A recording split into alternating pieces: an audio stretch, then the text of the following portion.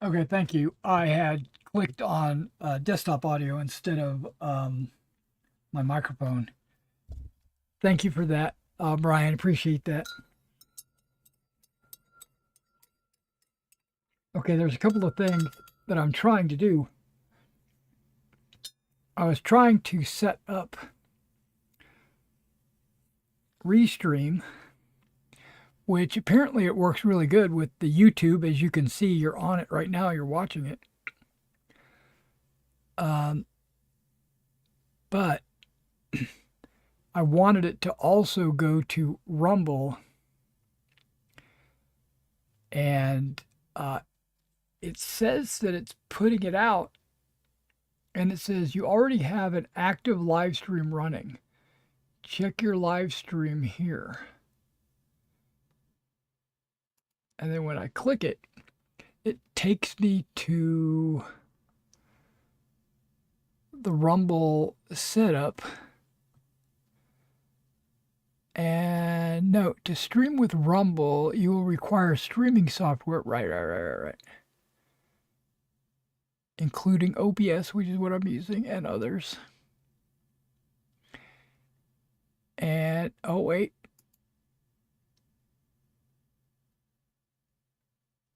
Yeah, Rumble, and there's the stream key. And then OBS, I'm sorry, Restream should have automatically, well, it does, automatically sets it up. It doesn't ask for stream keys or anything. It asks for your account.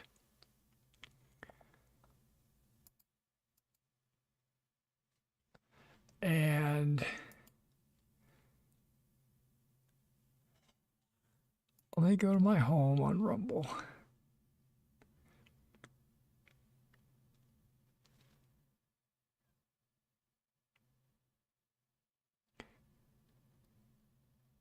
If it doesn't work, I'll just abandon this whole idea. And right here it says upcoming live. Yeah, upcoming.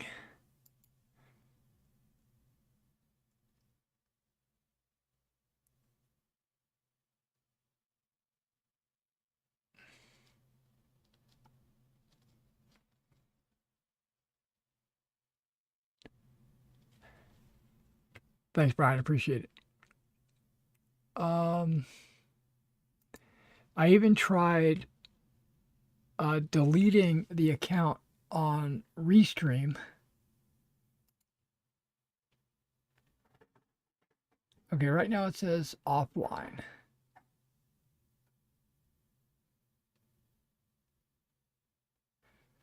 I'm going to remove this one.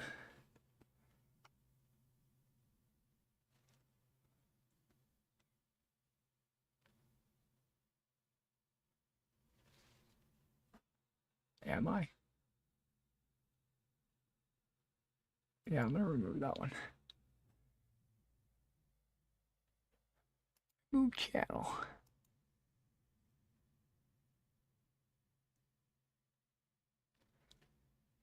Okay, now I'm going to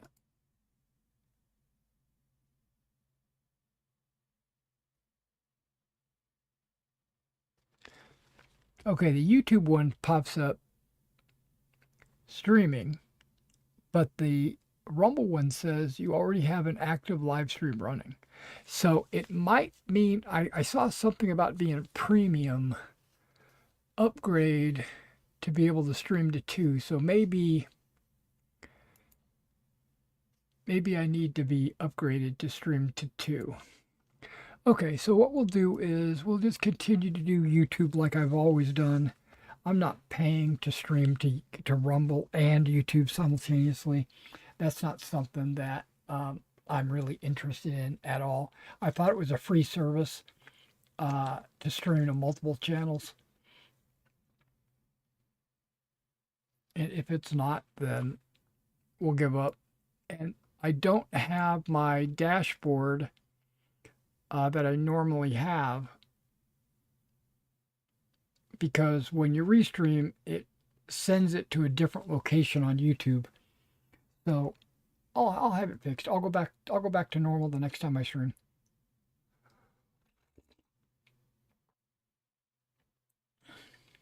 I'll just have to upload videos to Rumble. I can do that.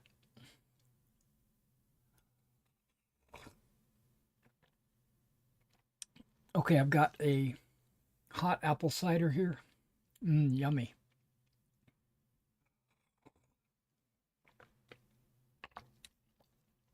All right, so we're going to um, move the mic a little bit closer so I don't have to yell. We're going to continue painting on the 2nd and 3rd and the New Hampshire and the 2nd Connecticut militia. Okay, just FYI, I re-went over all of the buff with a Dunkelgelb. I wanted it to be a little bit browner, a little bit darker. The buff was just a little bit too light, so I went a little darker.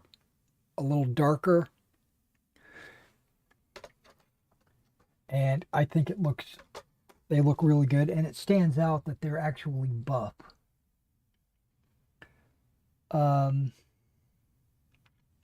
Okay, so jackets. I haven't reversed his jacket. I think I'm gonna continue with the buff on the jacket because the first New Hampshire, that's the color of the first New Hampshire's drummer. And they both have green jackets.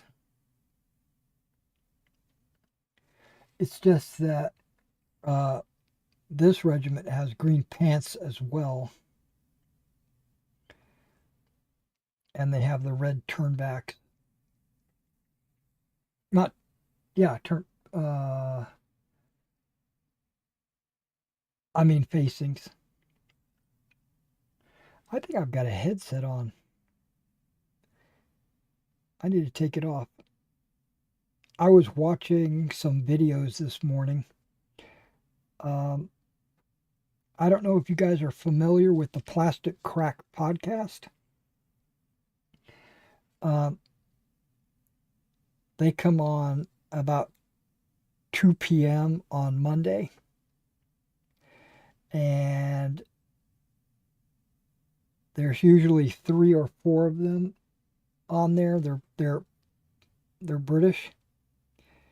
And they talk about the games they're playing and the miniatures they're painting. And basically just conversation about the hobby in general.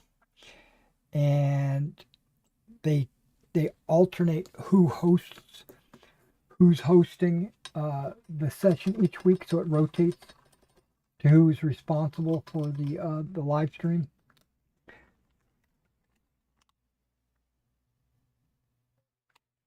And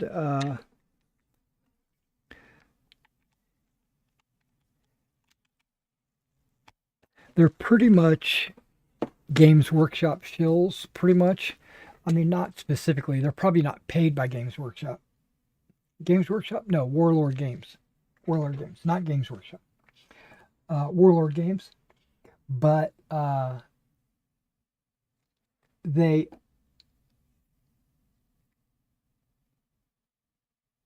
okay, we're gonna go with a little bit of brown on the militia, and I'm gonna rotate through some different brown colors. One of these is New Wood. New Wood I'm gonna reserve for just muskets. And then this should be Light Earth. I think that's what the majority of them are going to be. This leather and dark brown I was going to use on hats, some round hats.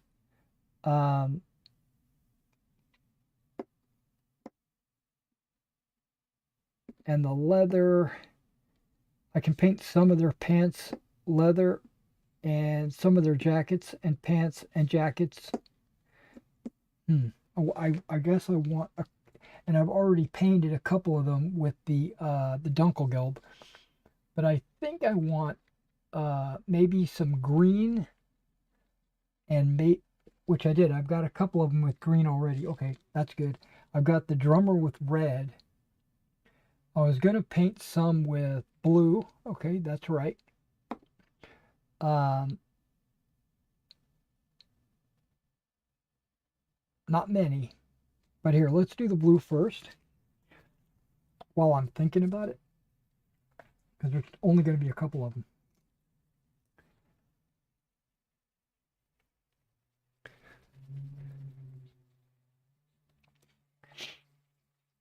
Yeah, and these guys are all ready to go. They got their pants and their jackets, and they got their pants and their jackets. These guys have a little bit of a variety paint.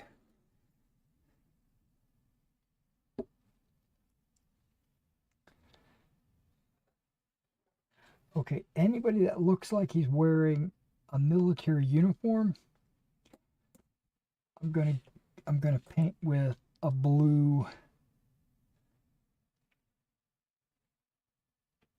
Okay, this guy.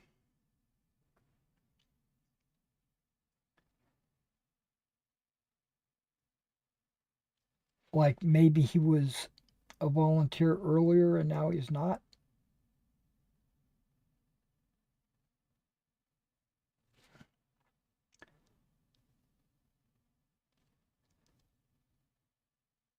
He brought his uniform home with him. I don't know. A little storytelling.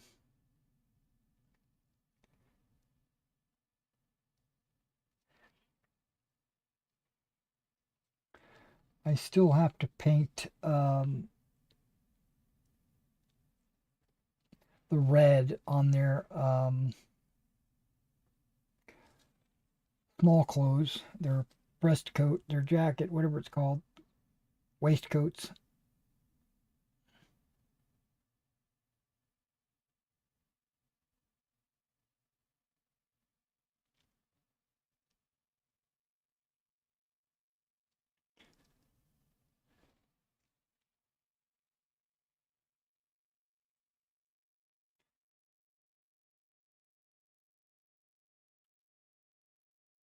And I'm using that same brush that I was using yesterday. It's a big, fat, ugly brush with no point.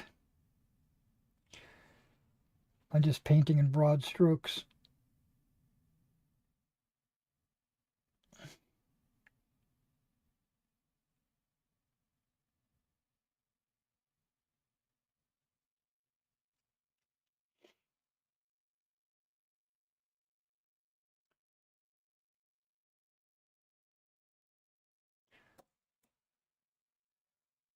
Okay, let me see. Okay, a couple of these guys are wearing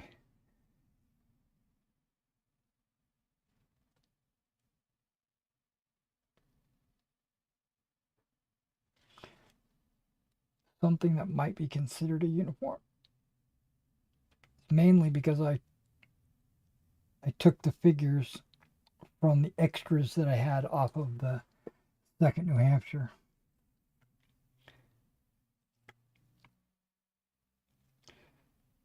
Because see, these regiments in Land of the Free only need 18 models. There's 3 six-figure bases. And most of the Old Glory packs come with 24 models. So there's usually like a 6 extra. I could do a 4th base. 4 six-figure bases. And then if I ever needed extra bases for other units, I could do that. Or I could take a couple of figures and put it in another regiment because they kind of look like borderline militia.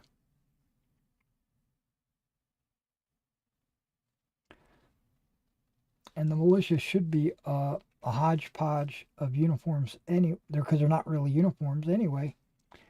They're civilian clothes.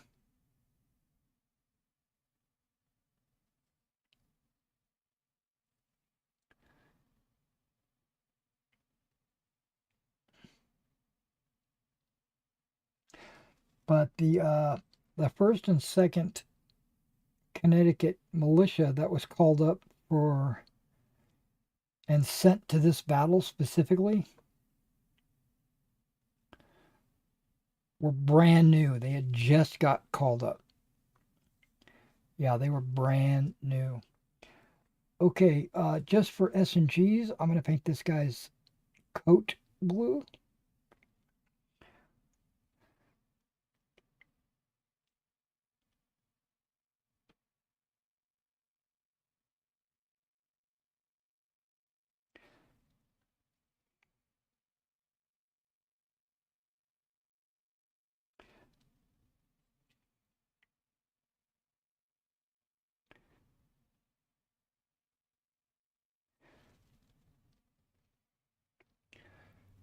And this, okay, it's barely on the camera.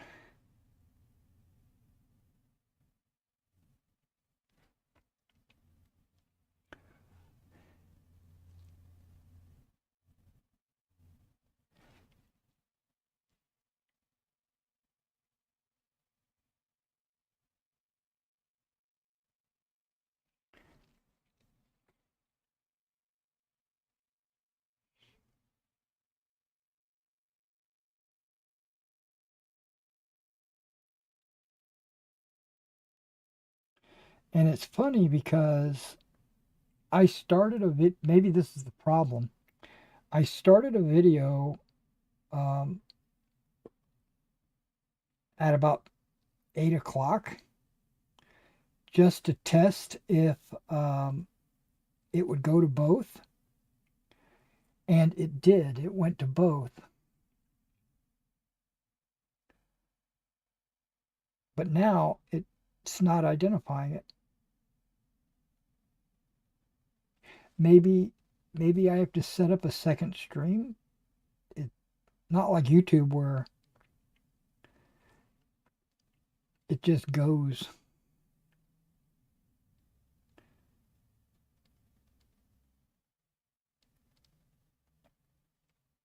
Because maybe when I ran that test, I burned the setup for the stream with the first test.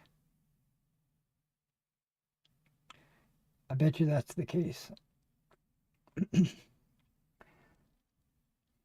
what I probably just need to do is set up another stream or another video, and then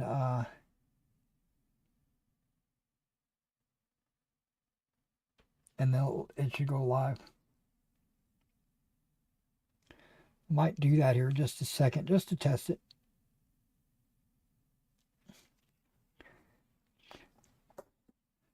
Okay, so we got some guys with blue. And that's pretty much all I'm going to use this blue for.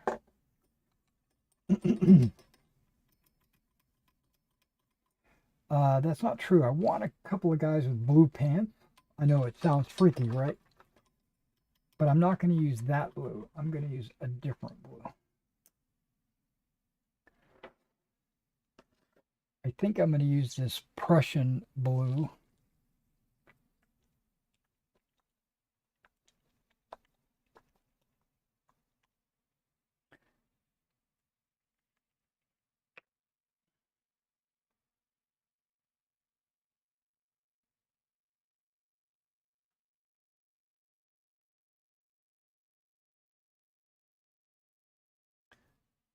Okay, I think it's clogged.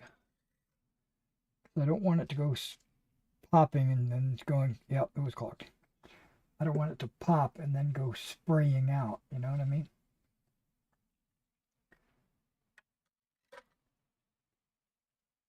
I just want to drop, just one drop. There we go.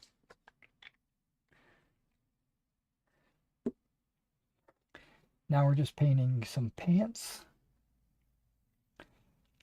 I might do some small clues.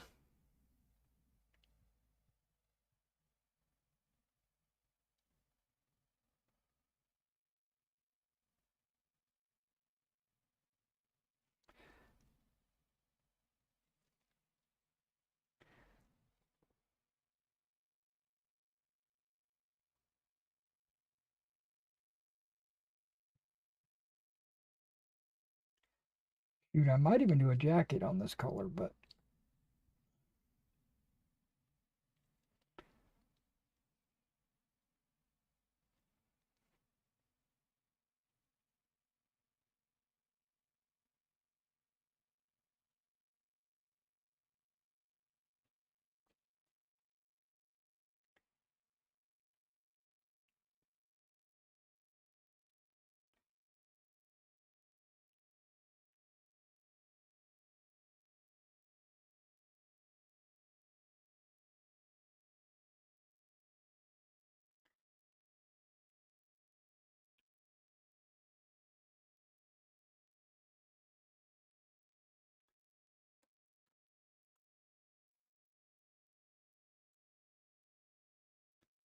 I'm trying to go and just pick randomly guys and paint their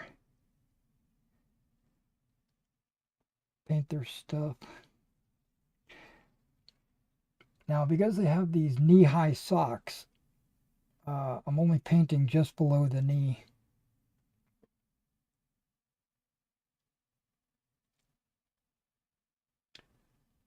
Because when I paint the socks, I'll just paint it right up to the bottom of the knee.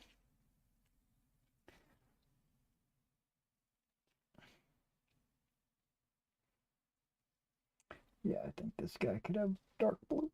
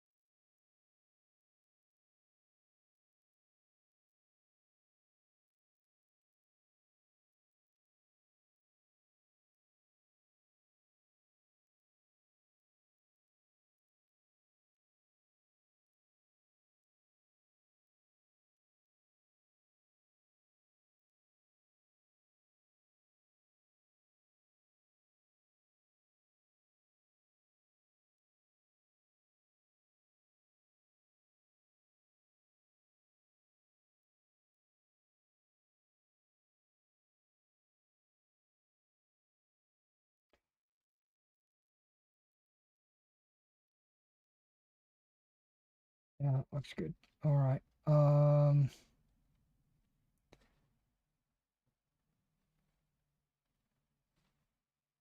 don't know what's going on with this guy.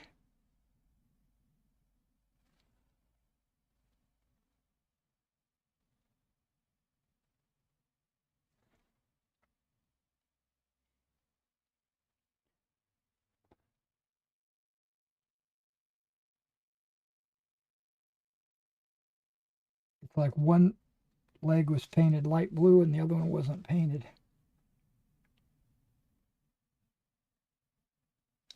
And then the other side is like one sock was painted and the other one wasn't. I don't know what I'm thinking. So I'll just paint his pants blue all the way around. And then I'll just have to overpaint the sock.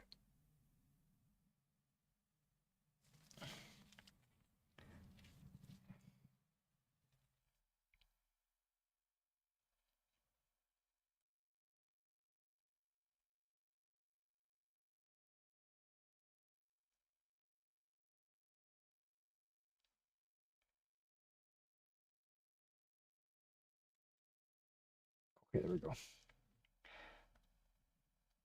Okay.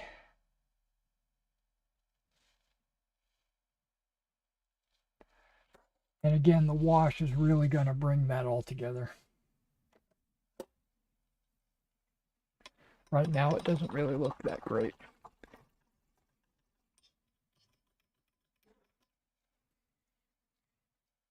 There is a big delay as well on the stream. I mean, bigger than normal. So if you put a comment in, I might not see it for at least a minute, but then I'm not really looking at the chat anyway, so.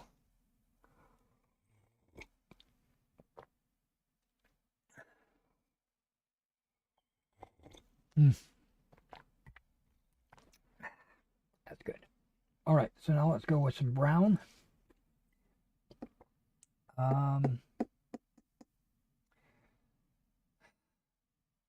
Yeah, we'll go with the flat earth first. And this is going to be about half of the remaining guys.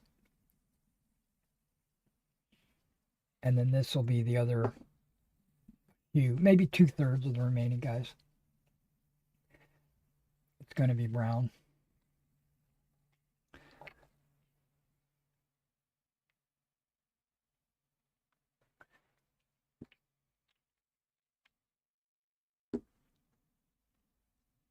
Not counting the small clothes. I don't really want to paint the brown small clothes.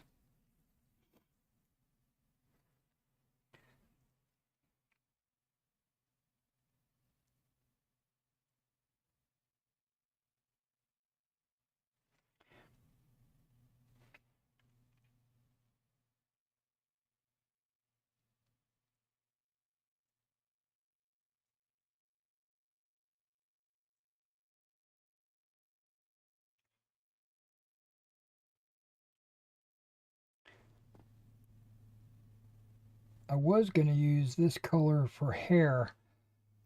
Maybe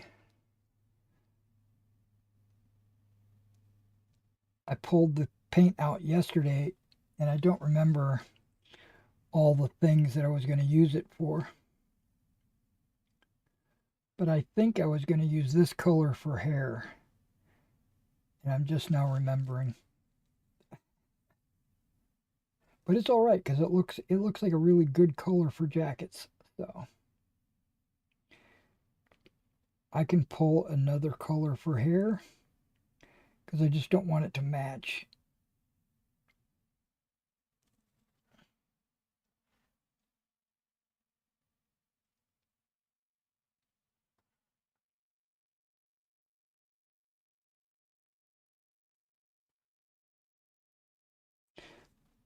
Okay.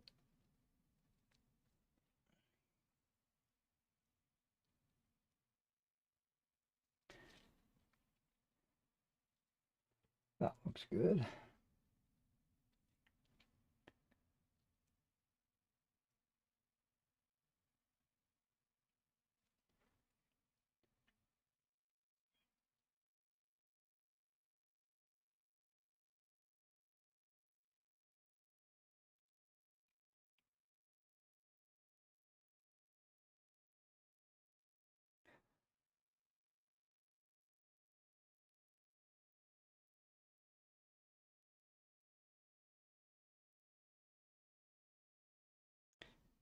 Now, most of these guys are being pulled off their farms.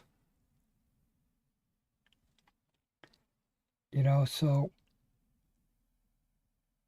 they're not going to have fancy jackets and coats and stuff. So they're not going to have like gold trim or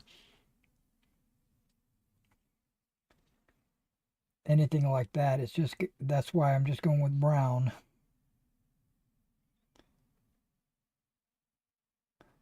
on the majority of them.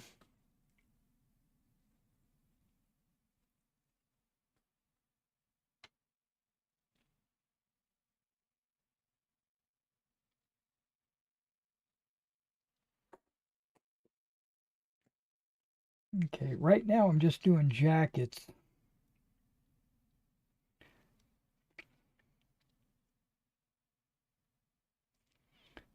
Okay, this guy looks like he's wearing a poncho.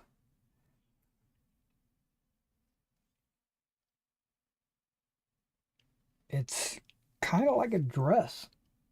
It's got sleeves and stuff, but it just drapes down over his legs.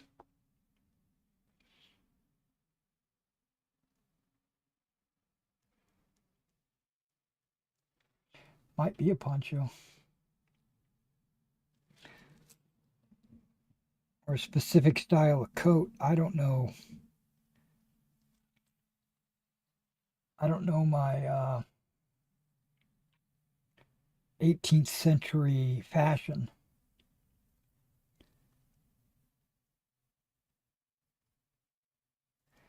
I mean, I've seen this type of coat before, but I don't know what it's called.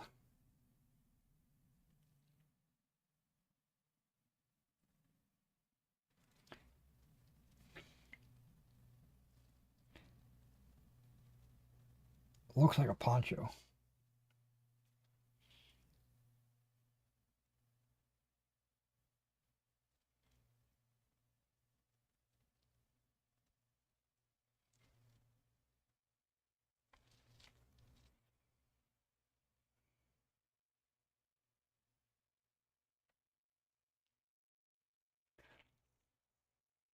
Okay, that's one. Okay, so there's like three guys with no color on this one as well.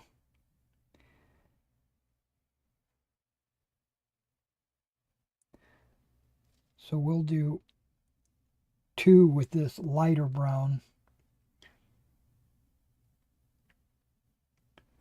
and then one with the darker brown.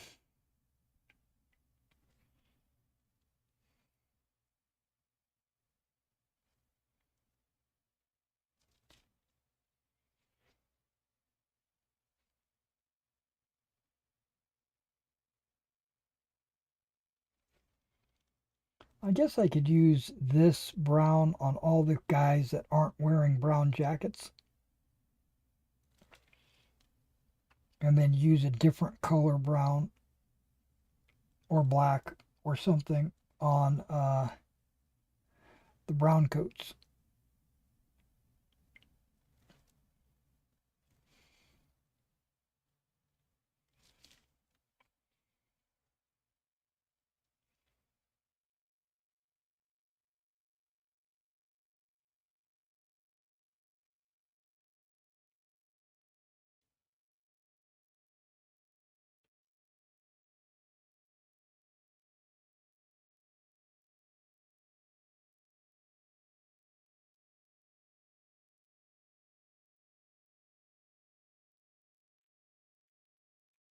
Okay.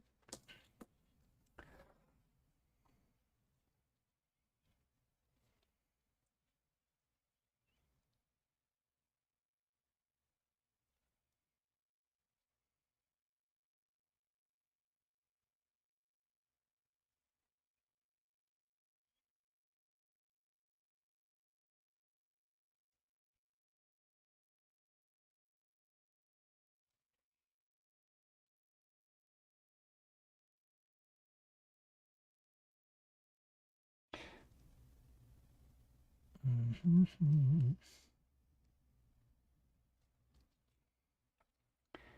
I was thinking I was going to do some flesh today.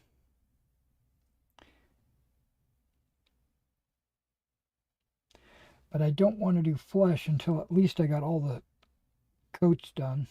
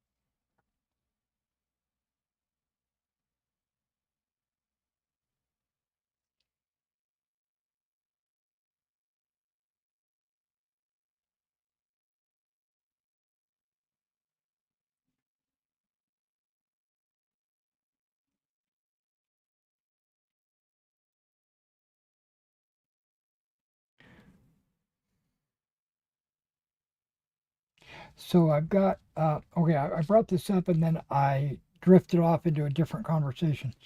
Um, so on the Plastic Crack podcast, they they usually have like a topic that they talk about, and they share their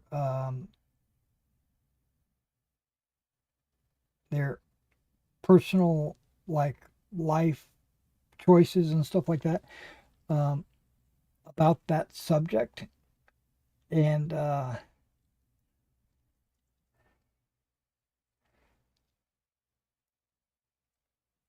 thought that this week's topic was a pretty good topic.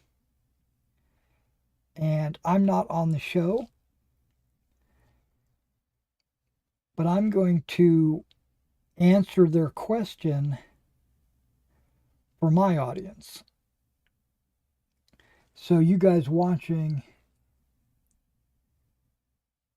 you know, can hear what I have to say about the very same question. Because I thought it was a pretty good one. I mean, it's it's not what's the word I'm looking for? It's not life and death, or it's not oppressing. It's not pressing or anything. It's just interesting. And the question, a couple of the questions, but one of the questions was,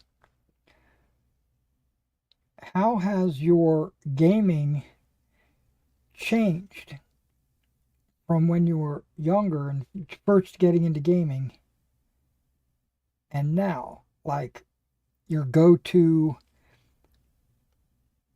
game or your play style or anything, if you want to talk about anything, right?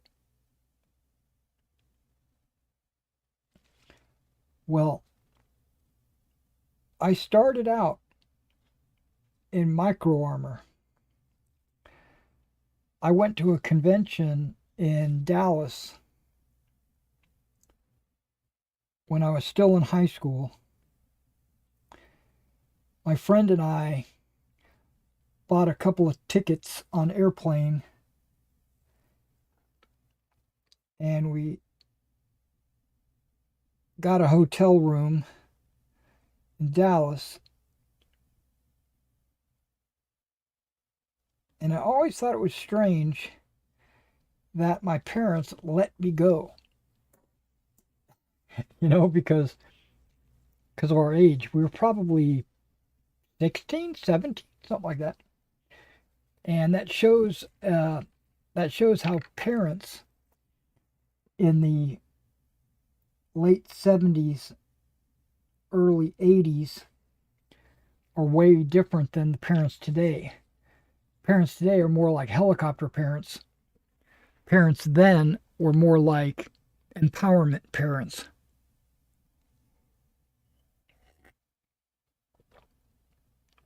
Trust parents.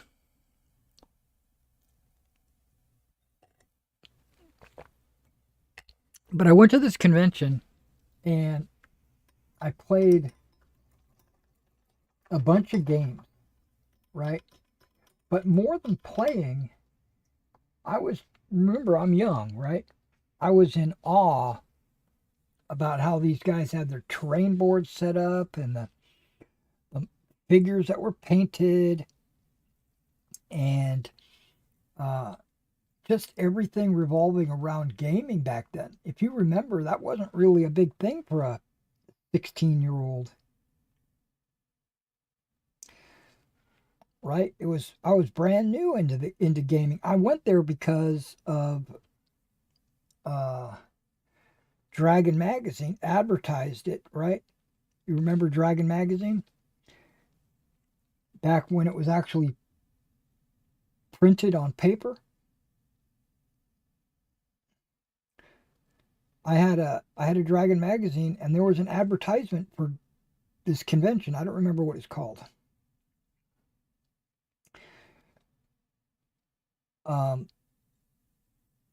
But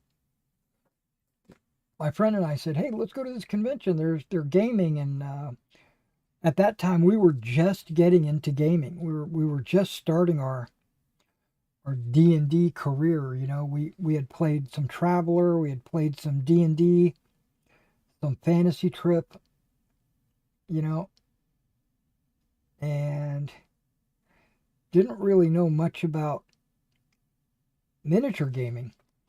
And when we got there, you know, it was wild for us youngsters, right?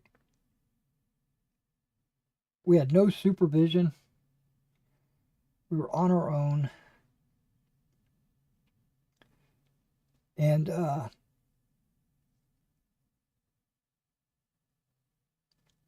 Robert Whitney was with me. Yeah. And we, or at least I can't really speak for him, but there was a game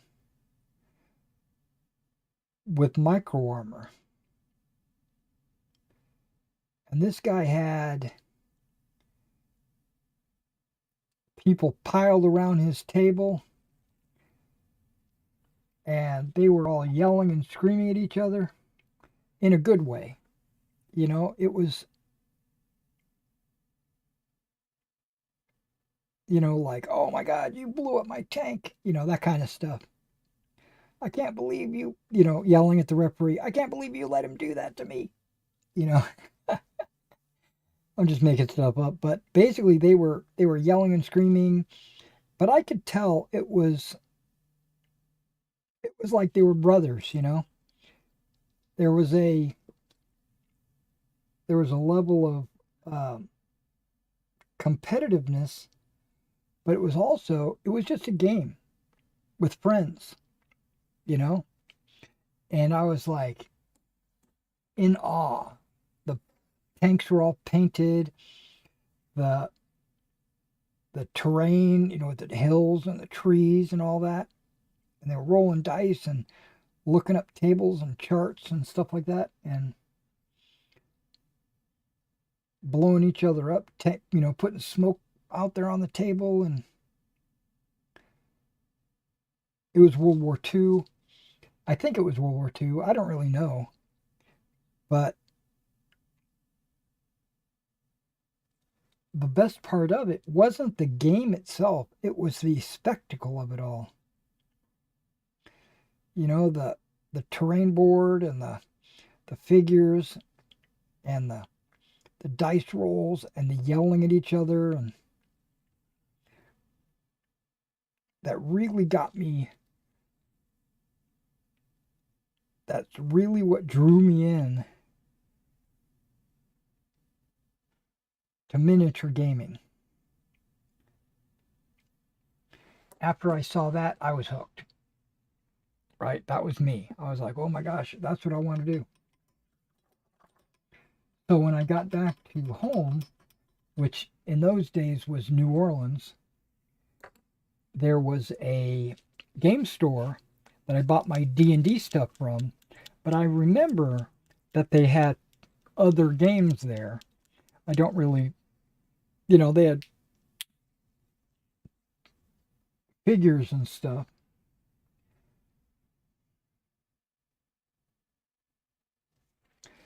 But I uh, went there and I looked around, and they had this miniature game called Angrip. And I was like, I bought it, right? Um, and that was my very first miniature game. Um, I didn't really grasp all the concepts, but I tried. You know, I was 17, 16 or 17. I don't remember. I was young. I was still in high school. I had some micro armor. I had some uh, I had some dice. I had a ruler. And then there was another period that I was excited about at that time, and that was the Napoleonic period. And there was this game that I got called System 7. I don't know if you remember that game. System 7. And I had no idea what I was doing with that game. I understood that the bases represented units and you move them around on the table and you roll dice, but basically I was clueless. And it took a while for me to kind of go through a transition to learn how to play all these games. I started to go to different conventions and stuff like that, mainly uh, to learn. And now I've transitioned into, I go to conventions to teach.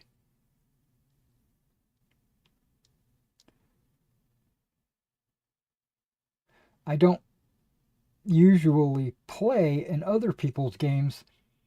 I'm usually hosting my own games. So that's how I grew up a little bit. But that really wasn't the question. The question was, how did my gaming change? But not necessarily just gaming, just anything. Um, I used to play a lot of point driven, I'm going to say competitive style games, but not really competitive, but point driven.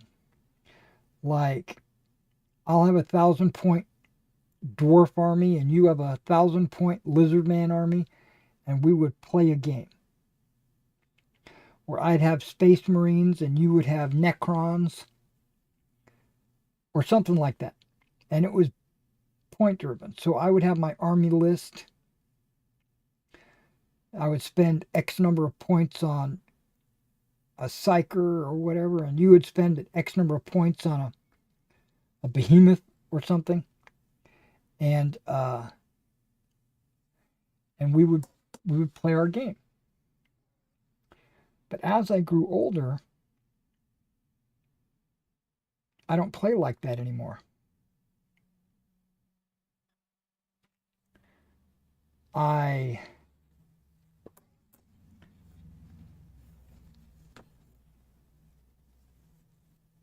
prefer a historical based game.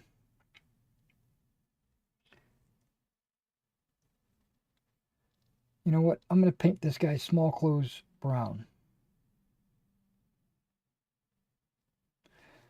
Just because I wanted a little bit more brown on there.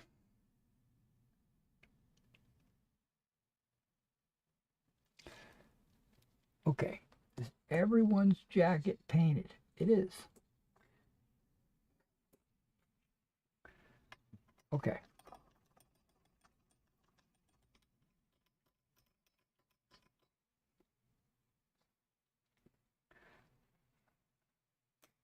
And so now I'll paint and or play by scenario usually.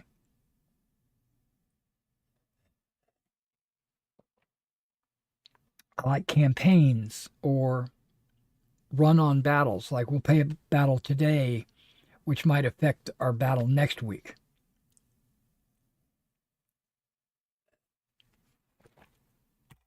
Which is technically a campaign. Okay, before I do the flesh, I want to hit their small clothes with some red. Now we're getting into some smaller territory. Um, so I'm going to switch this, like their flesh and their small clothes and stuff like that. I'm going to switch that out for something with a better point. Doesn't have to be smaller, it just has to be sharper. That one would be really good, but it's too big. That's too small. That's too big. What about this guy?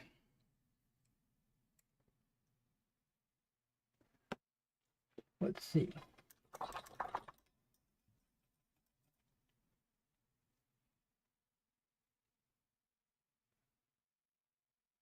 I might have to repair that guy.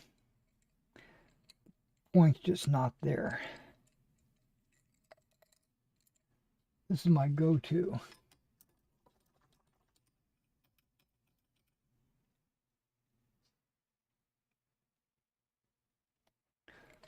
What the heck is that? There's a hair sticking out the side of the brush. Yep, that's it. That's the one we're going with. I mean, there's a bunch of brushes over here that I could go with, but these are the ones I find myself using quite a bit. And if I use something from here, I'll put it in there because that means that these guys haven't been used and these have been. And so at the end of the month, I'll clean these guys. I won't need to clean these guys over here.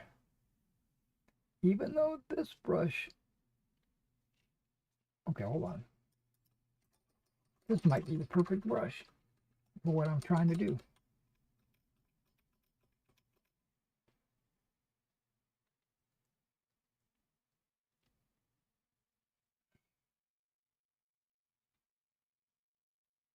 Yeah, I'm gonna just for a while, I'm gonna try this brush, my Nick Pro. Okay, so what we're doing is I'm just putting red on their small clothes. I'm not doing their collars and cuffs. I'll do that in a minute. Okay, we'll do 2 drops and we'll see how far that goes. So yeah, I think my gaming has changed in that I've gotten away from competitive style, point-driven games, and I've gone towards a more a game where I might learn.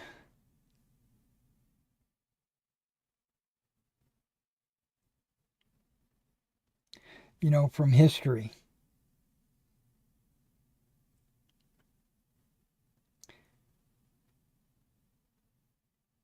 And it's okay if I overpaint a little bit. The main reason is their lapels are going to be red as well, so.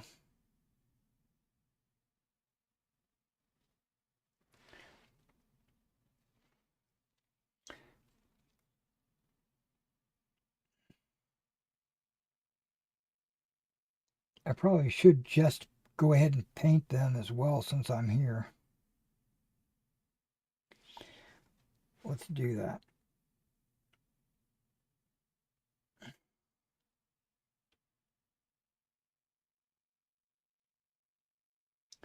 Not the collars, because that's a little challenging right now.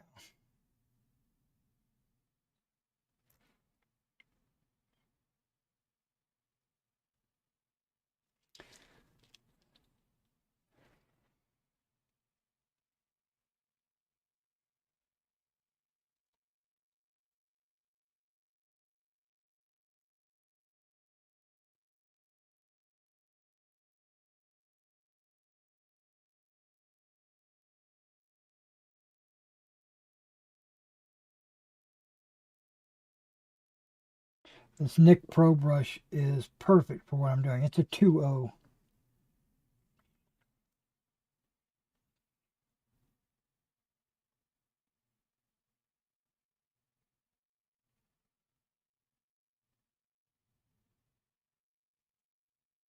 Like I said, I think my Nick Pros are my favorite brushes.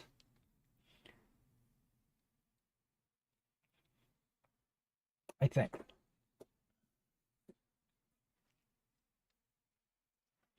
Now, a couple of these guys, I gave them uh,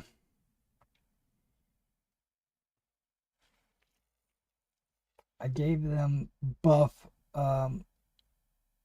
waistcoats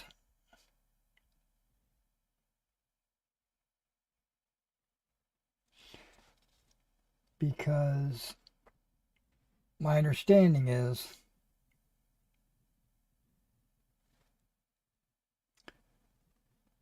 there was a variety, the buff and the red.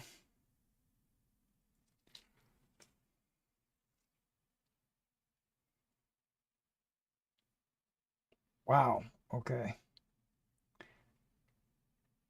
I got red all over the guy's musket, but guess what? Doesn't matter. I'm still going to paint the musket.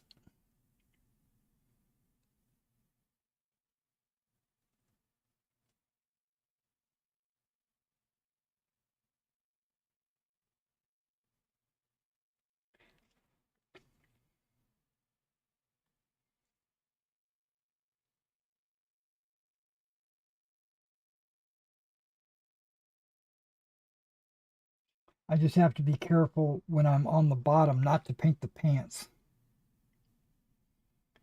not to paint the coat.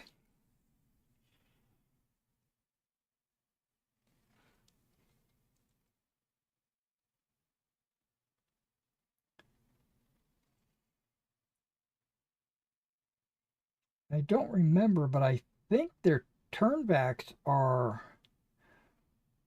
red as well. I think I mentioned that yesterday. But that's not what we're painting. We're just painting small clothes and I think it's called lapels. The part of the jacket that's along the chest, along the sides of the chest, where all the buttons are.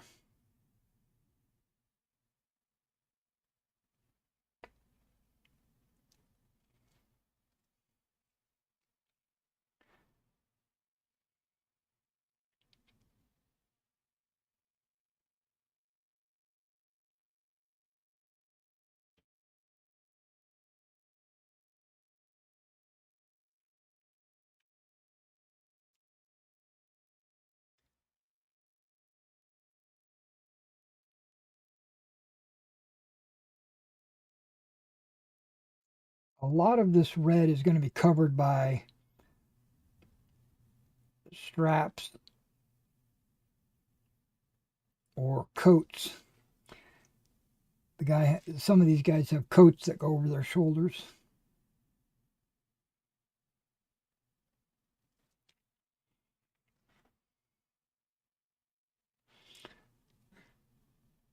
But if you get the red down in there first, when you paint the straps, you'll probably still have red underneath it that you can see.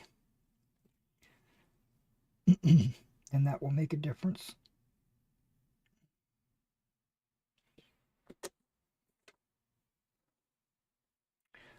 Also, my scale has changed over the years.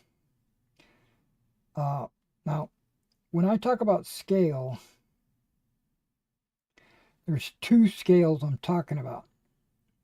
The quantity of figures on the table, or I should say units. Like if you play a skirmish level game, that's a different scale than a divisional level game, right? Those are strategic scales. But then there's also the figure scale and the ground scale.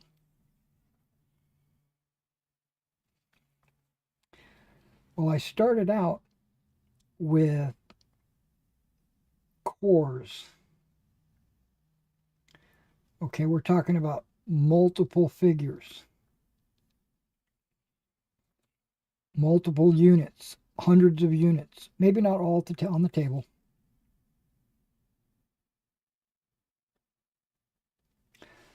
But large collections of miniatures.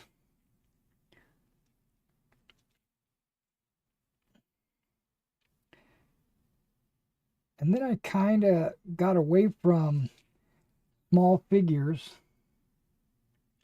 like 15 millimeter, 6 millimeter micro armor, or 15 millimeter Napoleonics, which is really what I got my start on.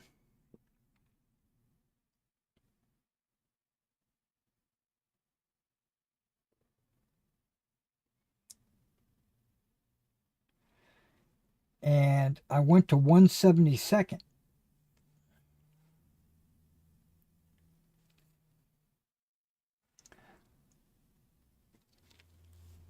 I did both World War II and Napoleonics in 1/72. I had a unified scale, figure scale, that is. And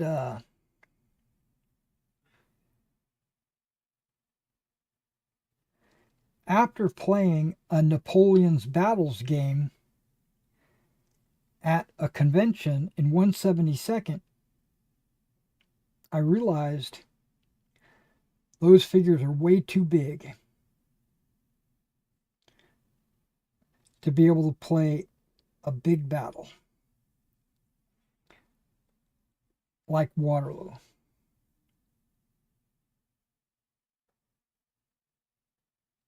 Luckily, we had giant tables at the convention, and everybody had a good time. But I wouldn't have that size of a table at home or at the gaming shop or wherever. I would only be able to do that at conventions that provided these giant tables.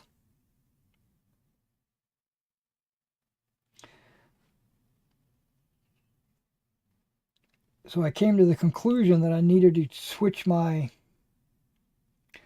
1/72 to 15.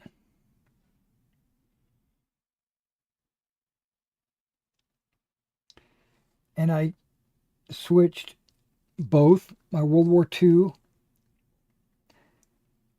and my Napoleonics to 15s.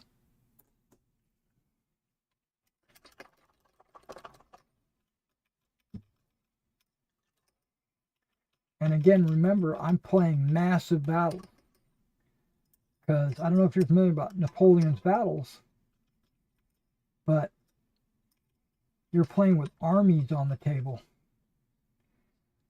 And I played Command Decision, which you're moving around large units like regiments on the table.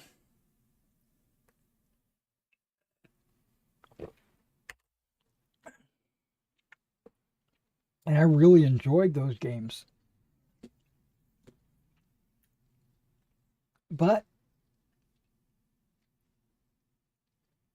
as my years progressed,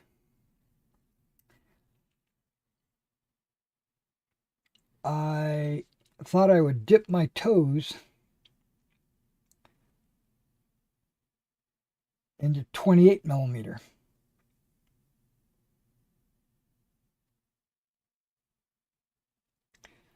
And I found a couple of good systems.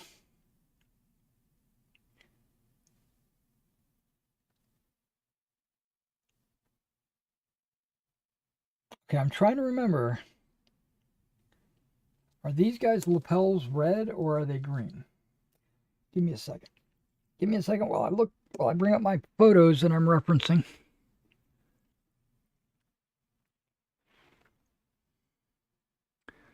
Where do I have it? I have maybe AWI project, uniforms, 2nd New Hampshire is definitely red.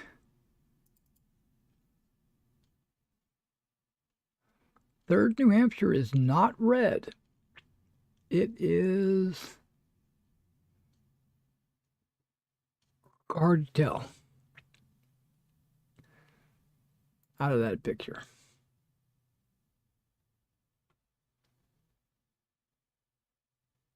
Okay, give me a moment. I think it's not, but 3rd New Hampshire Regiment AWI uniform. I'm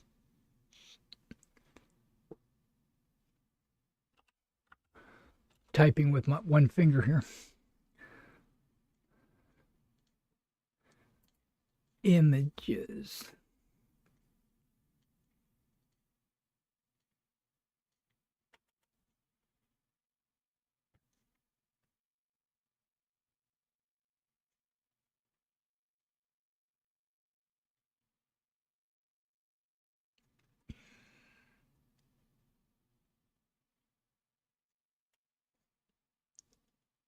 Okay, this guy,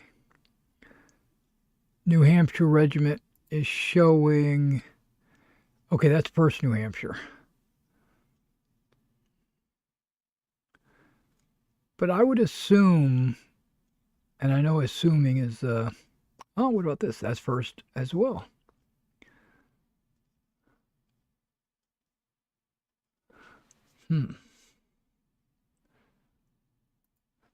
Let me keep looking.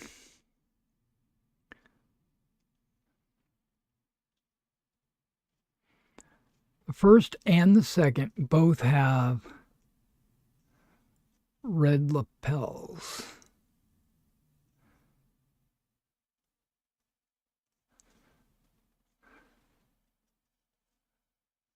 Okay. There's the 3rd New Hampshire flag, which I think I have.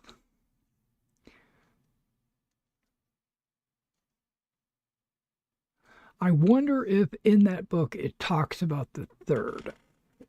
Okay, I have that book within arm's reach. I've got it right here. Let me flip to where it's got their 1st New Hampshire in here. Let me put some reading glasses on.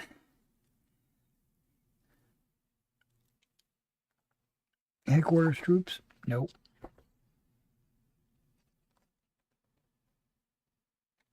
Southern troops? Nope. Here we go. Continental Infantry, early uniforms. Drummer, 1st New Hampshire. Okay, what about this guy? Private, 1st New Hampshire. Okay, 2nd New Hampshire was sky blue, faced with red. Buff, small clothes. Okay. A black round hat was issued. That's exactly what I have those guys in. What about the 3rd? Talks about the 3rd New York, 2nd Maryland, 1st Connecticut, 3rd Mass, 2nd Virginia, the reorganization.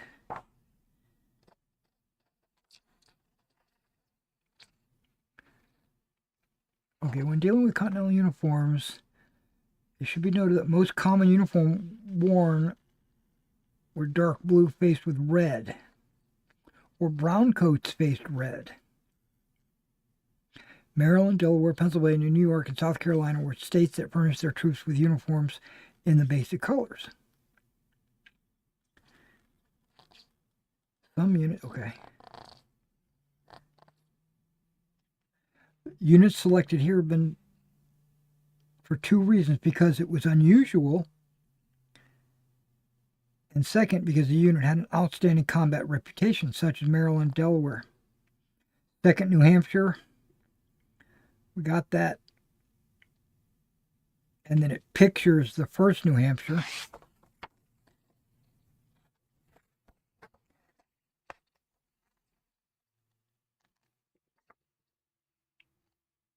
which is green and red. Let's see if it says anything like, okay. The light infantry style cap was popular. Old cocktail could be cut down and formed into a handy, and it also had the advantage of giving the impression of more light infantry being present.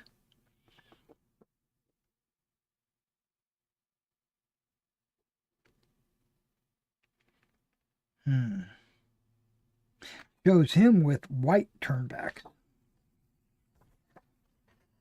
which I'm sure that's how I painted the other unit.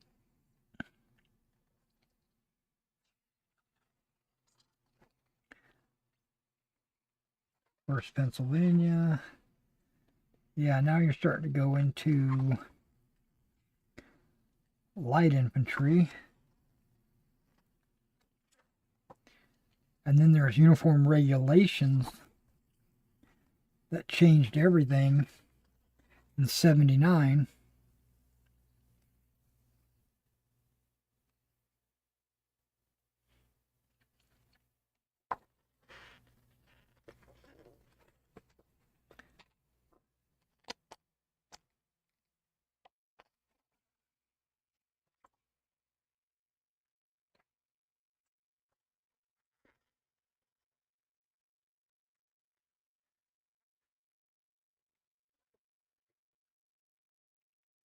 Yeah, it doesn't show the third.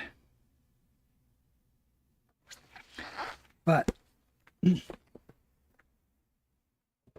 failing any definitive answer, I'm going to give them red lapels. Because it looks like everyone else in the world has that.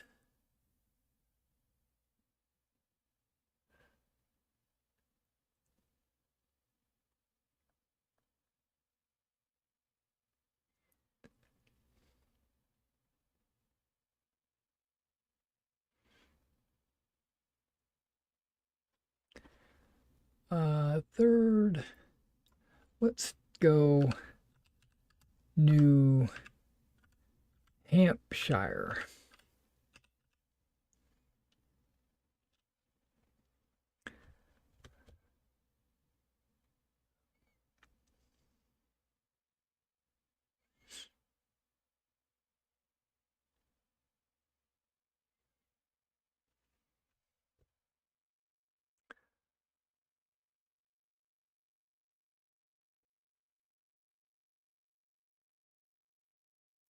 Yeah, and that guy looks like he's got green lapels.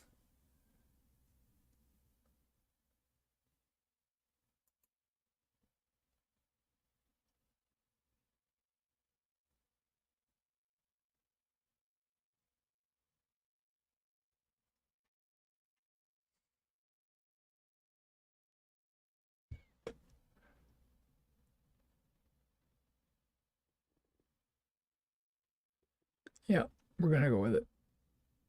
We're gonna get him red. Red on red.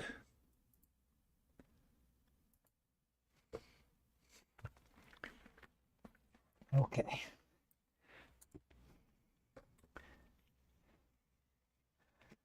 Very similar to these guys. Red on red.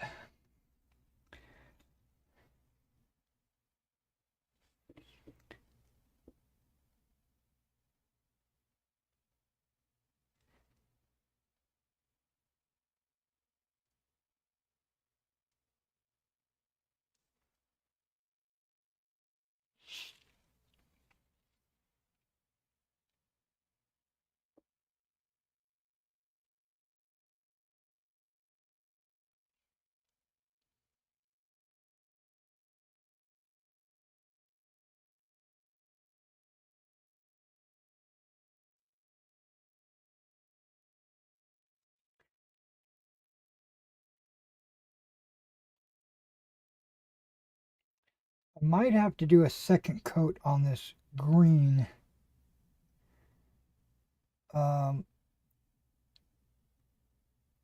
it went on a lot like a speed paint, which means there's a lot of discrepancy on the coverage.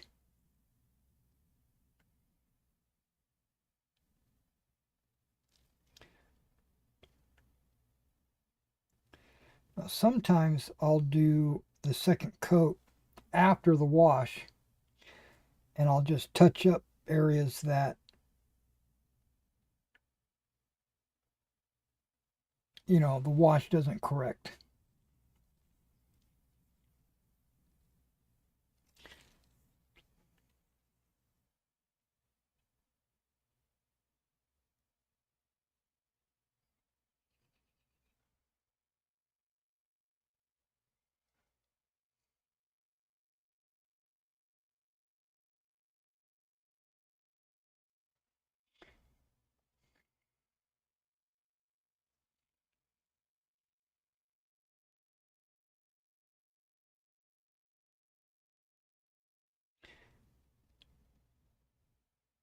Yeah, like that got so thin on his waist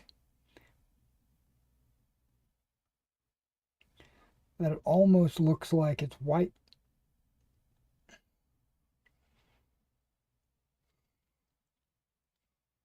Yeah, I'm going to have to fix that.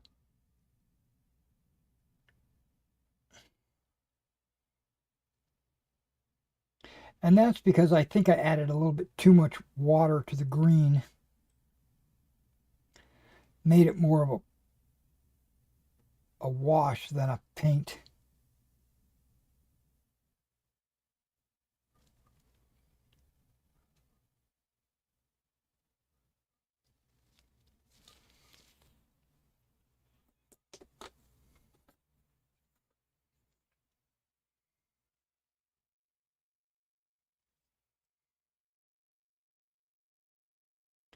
Yeah, I plan to do the cuffs around the guy's wrist and the collars around the guy's neck after I do the flesh.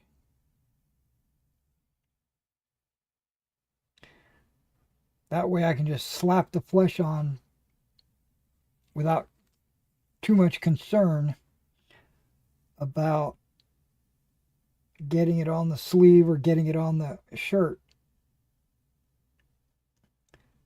Because I'm going to come in later and fix it.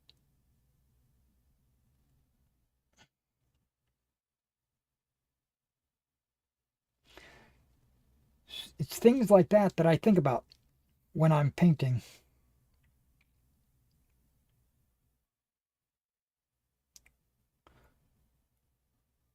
What are the layers?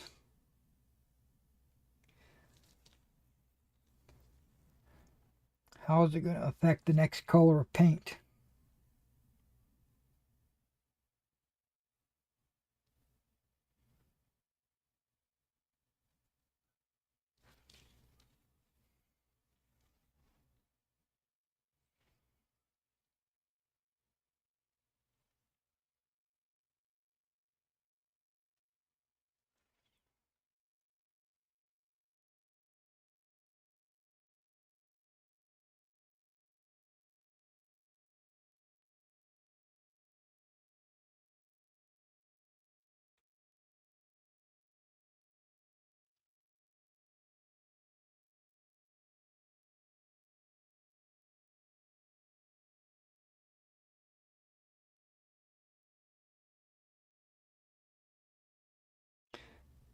I think if I lived up in New England, the New England area, I would have to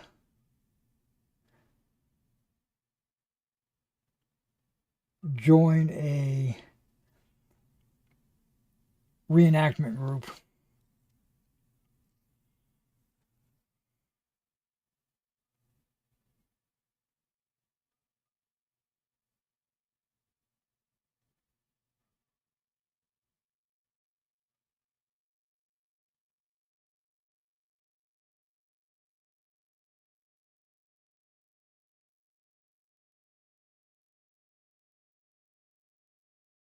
I think it would be fun.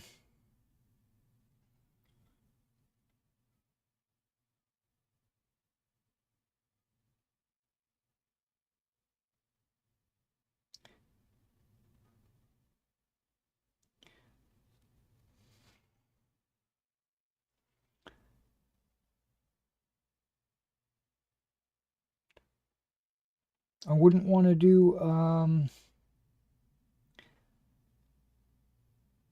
the winter Valley Forge and all that.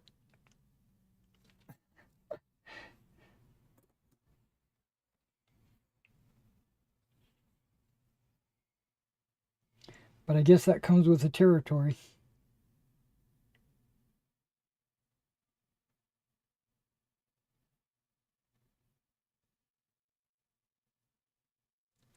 Period tents and tables and chairs and all that stuff.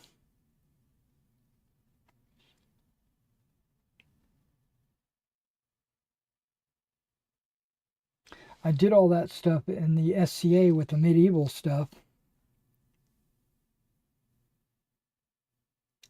for almost 25 years.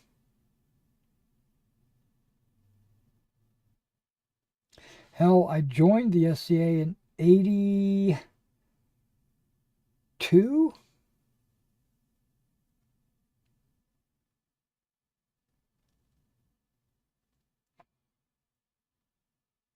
So 92, 2002,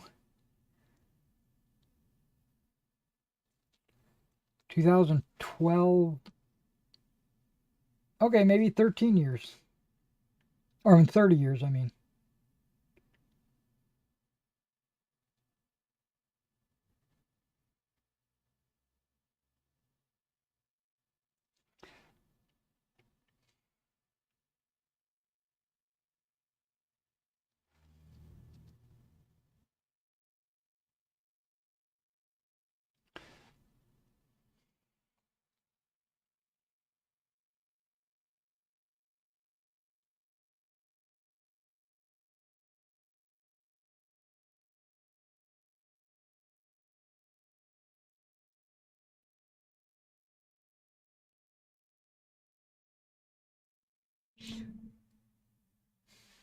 I'd really like to pick up my sword and take it out there again one day and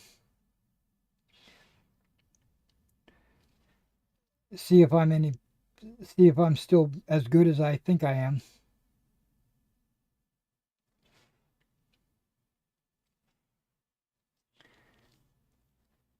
I think I was in the top 20 percentile. Not good enough to win a crown list, but definitely good enough to win tournaments. Some of them.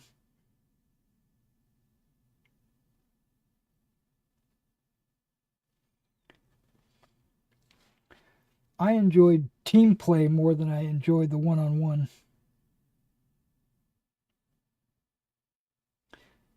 You probably already get that from me.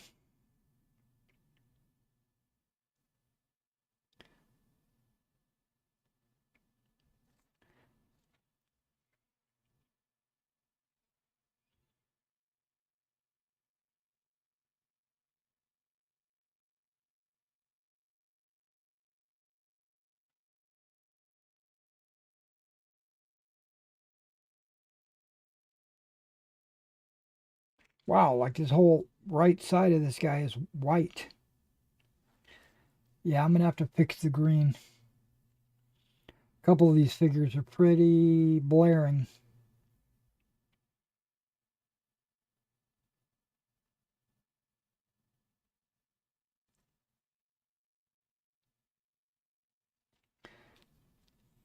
Okay.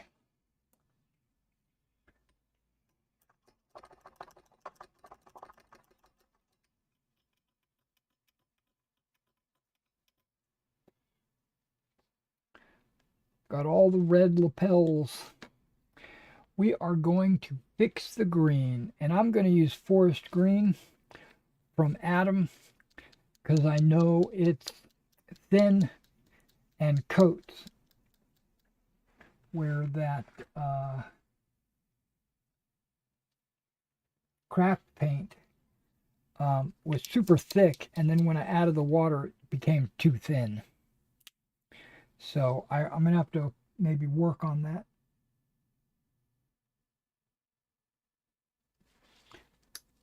Okay, this is just a fix job. No, I'm going to be using the red again. Okay.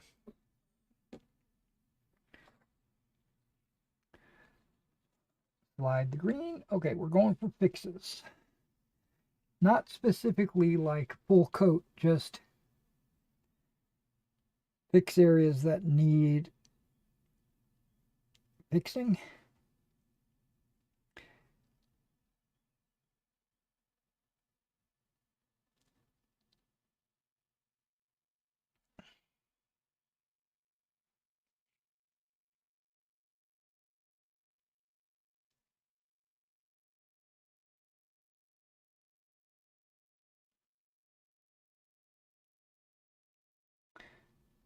And it's a slightly darker green as well. I guess it's going to be darker if it's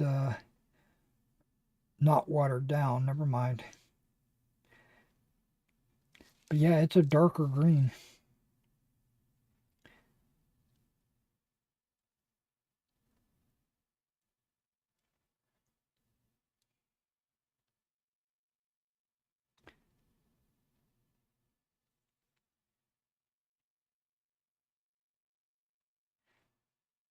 Yep, everywhere there's a little bit of white showing.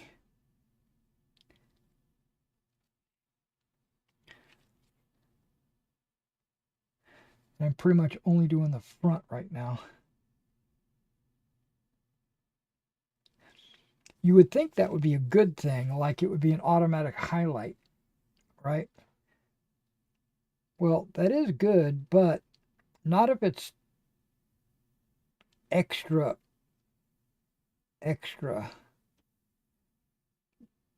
thin. If it's just a little thin, then it's okay.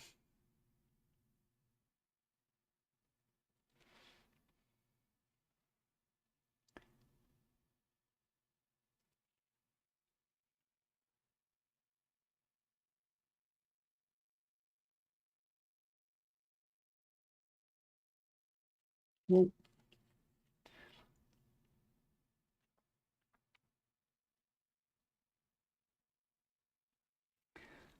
all right.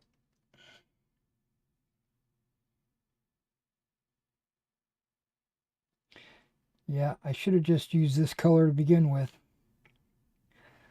I wouldn't have to do this work twice.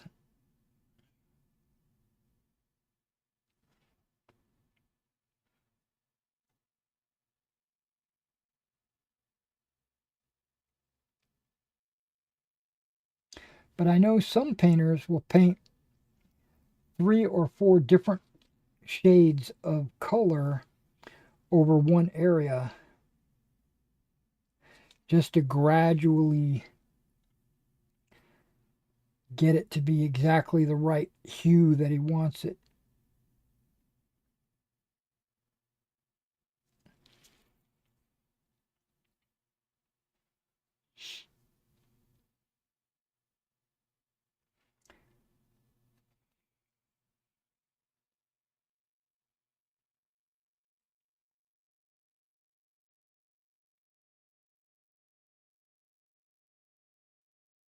Okay.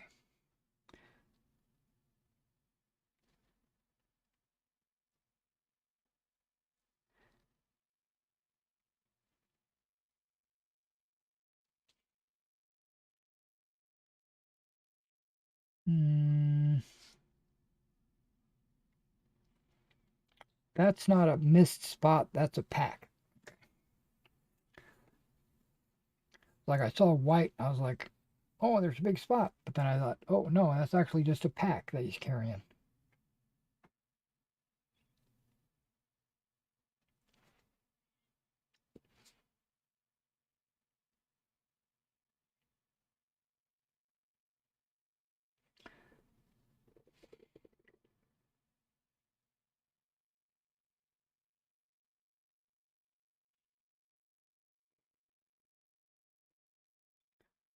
Okay, my stomach is growling.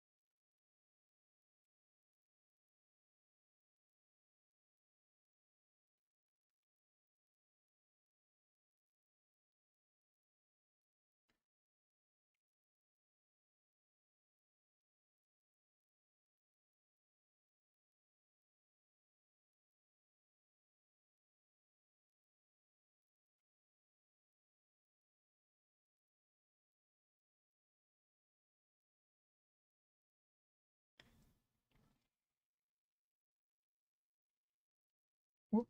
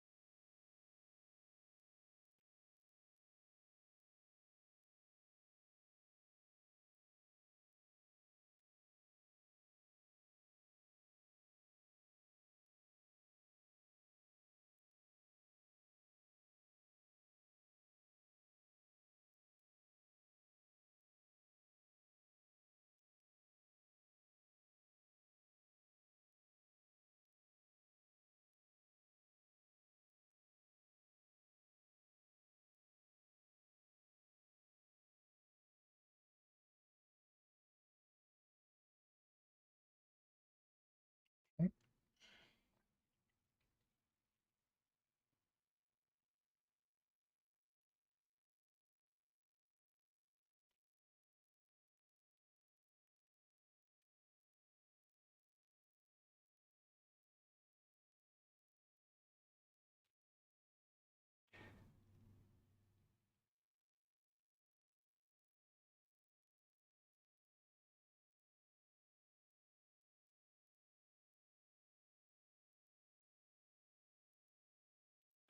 If all of New Hampshire were green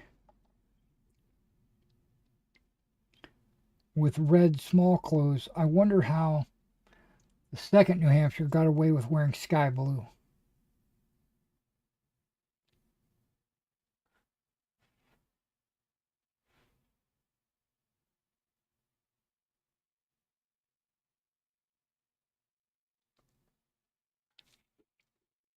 If it's not actually part of the state uniform.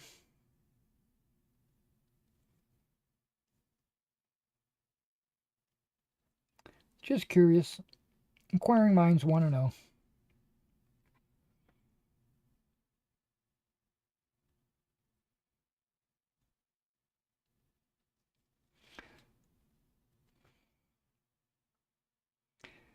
Unless, like, a state uniform regulation changed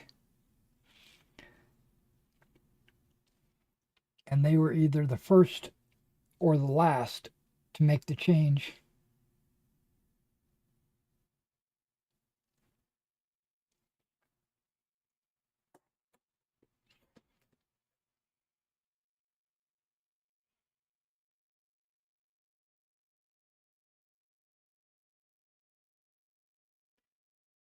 I was going to say, I think I've got most of the mistakes already, but nope.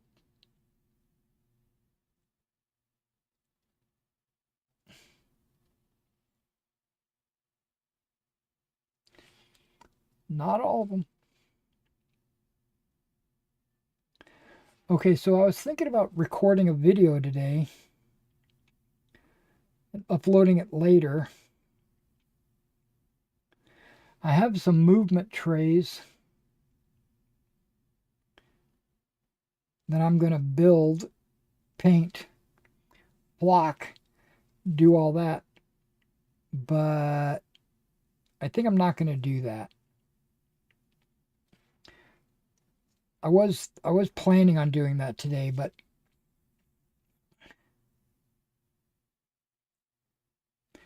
I really want to finish these models, so I think I'm just going to, even after the stream ends, I think I'm just going to continue painting on these guys. Try to get them a little bit closer to completion. Maybe we'll finish them tomorrow. If I don't finish them tonight. Because really the big part is over. The uniforms, that's pretty much it.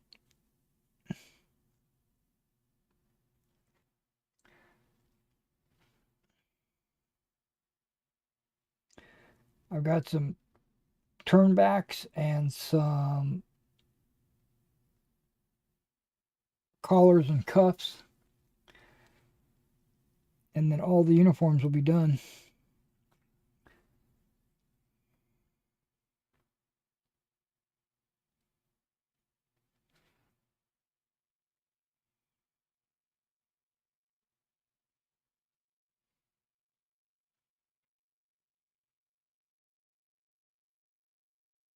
The militia uniforms are all finished. I just need to do packs and straps and muskets and stuff like that. And that stuff is like super fast, super easy.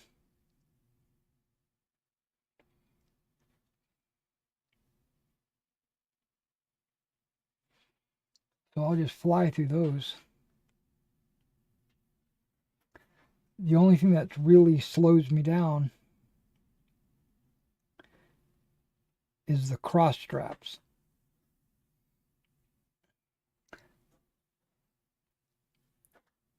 You know, because you got to, like a pencil, you got to be real precise.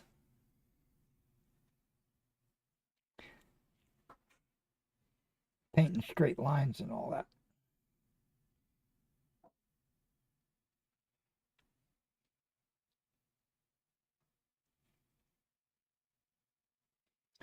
Once I get to the straps, they're pretty much done.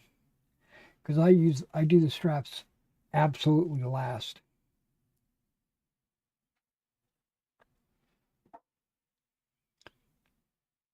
Even after I do the muskets. Because once I start doing the muskets, I realize the end is near.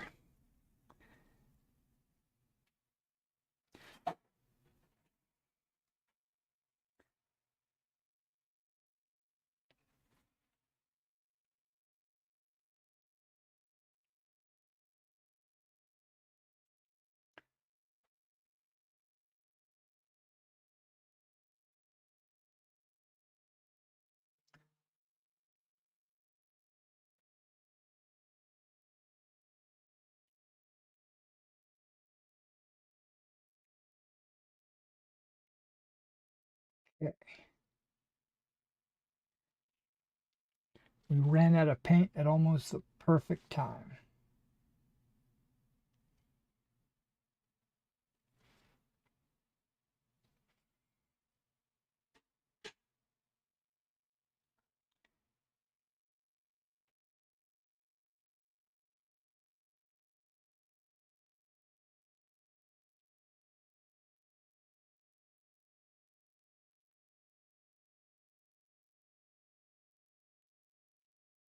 Yep. Okay, their green is perfect.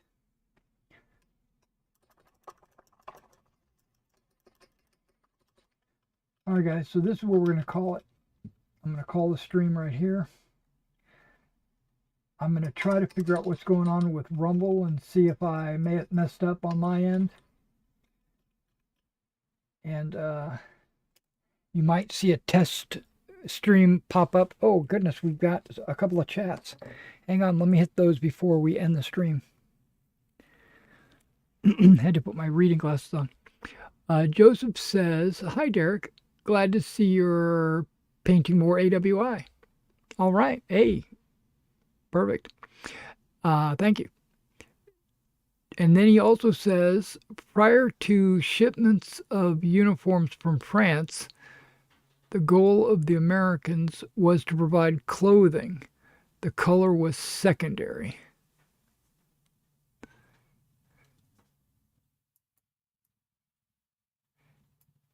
Yeah, that's good information. I think I already knew that. Um, but what I want to know is details. I know the general, I know you just provided me with like the general overview of what was going on, but I want to know specifics. I want to know who signed for them. Maybe not exactly that, but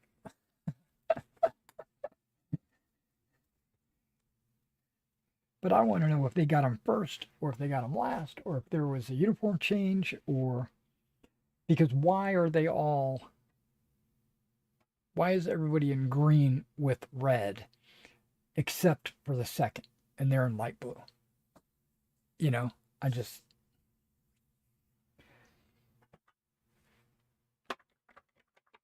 unless they just got like a bunch of shirts and one of the crates was all light blue and that's the one they gave to the second regiment, which they just ordered a whole bunch of shirts and they came green.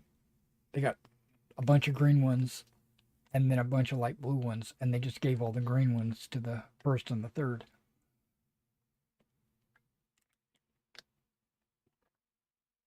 Which I can totally get that.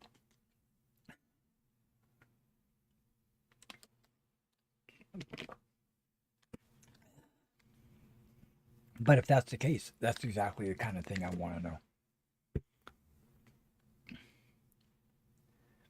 All right, it is 10 till 11. It's a perfect time for me to end the stream. I'm going to jump in on flesh next. Once the flesh on everybody is done, then I'll come back with the red to touch their collars and cuffs. And then we'll go with hats and packs and rifles and ammo cartridge cases. And I didn't see anybody with any canteens. None of these miniatures have any canteens, no water at all. No water bottles, no canteens. There are some haversacks. We got to paint those. There are some backpacks. We got to paint those. But those will all go by really quick. Like cartridge case, we just go, it'll be fast. But after lunch, I'm gonna go ahead and work on these again. I won't be streaming, but I am gonna test my Rumble restream, and I'm gonna end everything, and then I'm gonna set up Rumble again, and see if we can't get another Rumble test